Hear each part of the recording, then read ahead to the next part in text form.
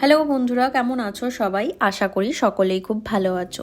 আমি সুস্মিতা চলে এলাম আবার একটা নতুন ভিডিও নিয়ে। বাড়িতে বানিয়েছিলাম ভেজ তাওয়া পিৎজা। তোমরাও বানিয়ে নাও ভেজ তাওয়া পিৎজা মাইক্রোওভেন ছাড়া।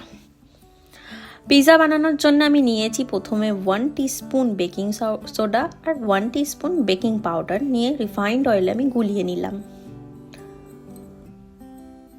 তারপর নিয়েছি 1 কাপ ময়দা আর 3 টেবিলস্পুন টক দই আর গুলিয়ে রাখা বেকিং পাউডার আর বেকিং সোডাটা আমি দিয়ে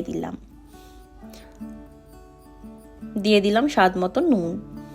আমি এখানে ইস্ট ব্যবহার করব না, তাই আমি এখানে টক দই ব্যবহার করেছি। এটা খুবই হালকা আর বেশি শক্ত করে মাখবো না।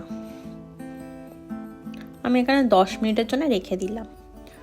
এখানে সবজির মধ্যে আমি ক্যাপসিকাম, টমেটো, পেঁয়াজ, পনির আর সুইট কর্ন ব্যবহার করেছি। তোমরা তোমাদের পছন্দ মতো সবজি ব্যবহার করতে পারো। এখানে আমি এক এক করে সবজিগুলো কেটে নিলাম।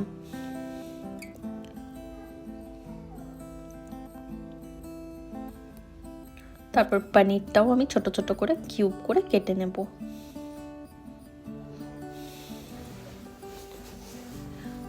পিৎজার মধ্যে সবজিগুলোর যাতে ব্রাইট ভাবে ফুটে ওঠে, তাই আমি টমেটো ব্যবহার করেছি। চলো পিৎজা ব্রেডটা বানিয়ে নিই। মেখে রাখা ময়দাটা আমি হাত দিয়ে প্রেস করে করে রুটির শেপ দেব। তাহলে বুঝতেই পারছো আমি কতটা হালকাভাবে নরম করে মেখেছি। আর মনে করে কাটা চামচ থেকে ফুটিয়ে নেবে, নইলে রুটির মতো ফুলে যাবে। লো ফ্লেমে এখানে আমি 25% মতো বানাবো।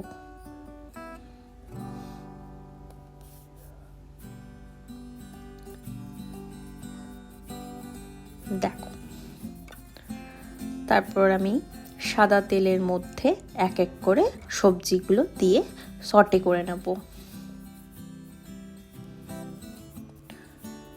মিডিয়াম টু হাই ফ্লেমে করব।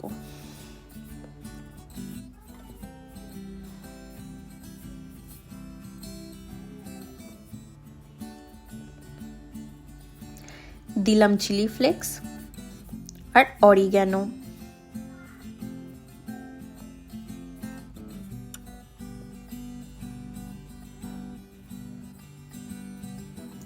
সবজিতে আমি নুন ব্যবহার করিনি, কারণ আমি ওখানে চিজ আর পিৎজা সস দেবো, তার মধ্যে নুন থাকবে। এখানে আমি ডক্টর ওটকারের পিৎজা সস নিয়েছি। তোমরা তোমাদের পছন্দ মতো পিৎজা সস ব্যবহার করতে পারো।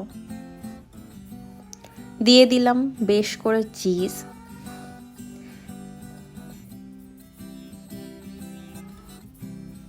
তারপর সবজিগুলো আমি সাজিয়ে নিলাম।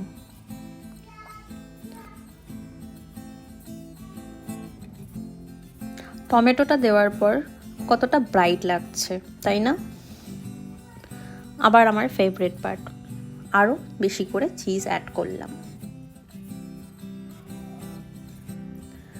লো ফ্লেমে এটা আমি 25 মিনিটসের জন্য কুক করতে দেব। ঢাকা দিয়ে দিলাম।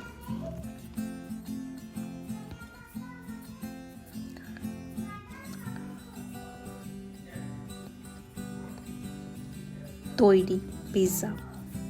কত তাড়াতাড়ি হয়ে গেল না? খুবই কম খরচের মধ্যে তোমরাও বাড়িতে এরকম শর্টকাটে পিৎজা বানিয়ে নাও, আর কমেন্টে আমাকে অতি অবশ্য জানিও কিন্তু। দেখো, টিনটিনেরও বেশ ভালো লেগেছে। আমার চ্যানেলটা ভালো লাগলে প্লিজ সাবস্ক্রাইব করো, লাইক করো, শেয়ার করো। আজ তাহলে চলি।